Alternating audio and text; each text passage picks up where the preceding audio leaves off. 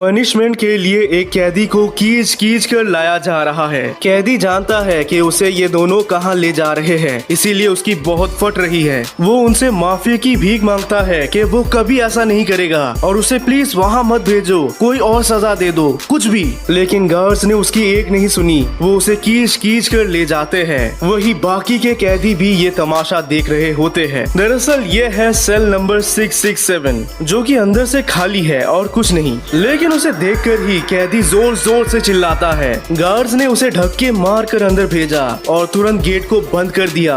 कैदी देखता है कि सेल के अंदर एक बिस्तर और एक टॉयलेट है, लेकिन फिर भी वो इतना डर क्यों रहा है। तभी आता है एक आदमी। ये है तीसरा प्रिजन गार्ड, जो कि इन सब का हेड है। तीसरा गार्ड उसे बहुत गुस्से से देखता है और फिर वो अपने हाथ से कुछ लेता है। कुछ तो है ये। ओह, ये तो क्लिपबोर्ड है। वो कैदी को देखकर उसका नाम लिखता है और फिर बाकी गार्ड से वो पूछता है कि इसे कितने दिन के लिए ढाले, 1 दिन 2 दिन। तो एक गार्ड बोलता है कि इसे थोड़ा लंबा सजा देना चाहिए क्योंकि इसने नर्स पर अटैक किया। नर्स सुनते ही गार्ड के नसें खड़े हो गए। उसे आता है बहुत ज्यादा गुस्सा। कौन थी वो थी ग्लोरिया। दरअसल कैदी ने जिस नर्स पर अटैक किया उसे ये गार्ड पसंद करता है और फिर वो बोलता है। अच्छा, कैदी समझ गया कि उसकी तो खैर नहीं। तुम्हें लोगों को दर्द पहुंचाने में मजा आता है ना, अब मैं तुम्हें दिखाऊंगा दर्द क्या होता है। ऐसा बोलकर उसने उसे 1 साल की सजा दे दी। 1 साल देखकर बाकी के गार्ड्स की भी फट गई, लेकिन वो पेपर में लिख चुका है। हे भगवान, प्लीज मुझे माफ कर दो, प्लीज। लेकिन ये तीनों बस उसे देखते रहते हैं। तभी कुछ अजीब सी फुसफुसाने की आवाज सुनाई देती है और अचानक से ये कैदी गायब हो गया। हेड गार्ड ने क्लिपबोर्ड को जगह पे रख दिया और फिर वो चला जाता है। बाकी दोनों भी क्या ही कर सकते हैं, इसीलिए वो चुपचाप चले जाते हैं। लौड़े लग गए उसके। पूरे 1 साल बीत गए और रात के 11:55 में वही हेड गार्ड एक एक करके सबको बुला रहा होता है क्योंकि उस कैदी के लौटने का समय आ गया। उठो उठो सब लोग, देखो आज आ रहा है हरामजादा।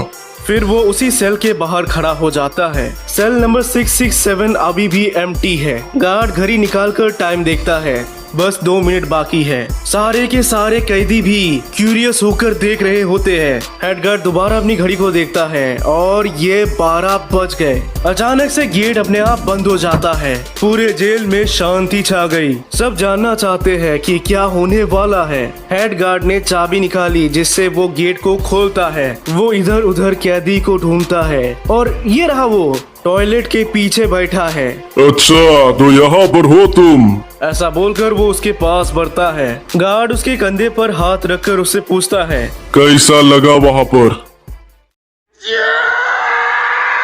जेल एक बहुत ही अजीब सी जगह होती है जहाँ पर आपको किसी भी टाइम फ्रेम के लिए अंदर कैद करके रखा जाता है।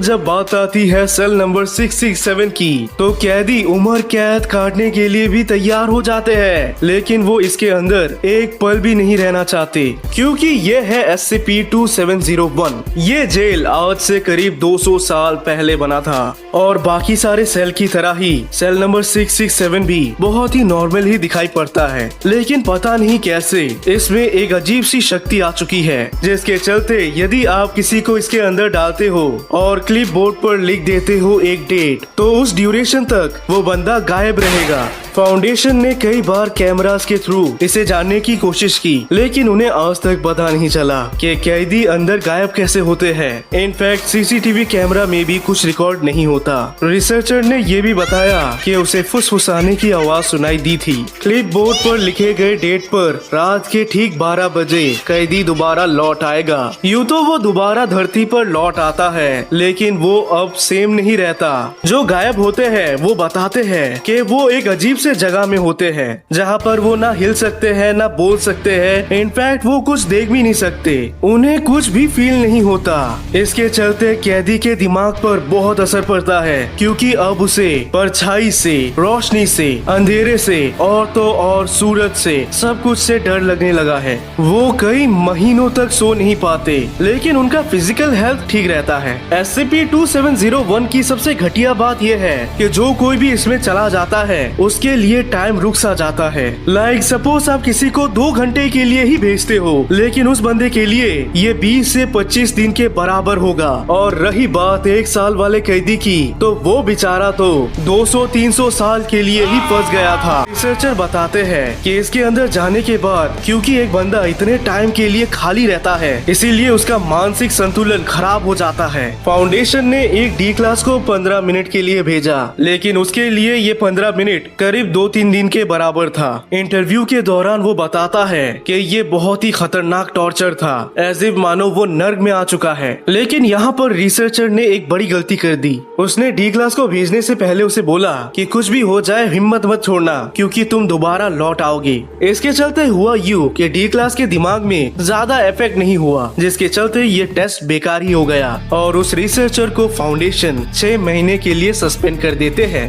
फाउंडेशन को SCP-2701 के बारे में तब पता चला जब कई सारे लॉयर्स जेल के वार्डन से झगड़ा करते हैं, क्योंकि उनके क्लाइंट से उन्हें मिलने नहीं दिया जा रहा। जब पुलिस और डिटेक्टिव आए इन्वेस्टिगेट करने के लिए, तो उन्हें पता चला कि जेल में कोई भी कैदी नहीं है और तो और गार्ड्स भी नहीं, सिवाय वार्डन के।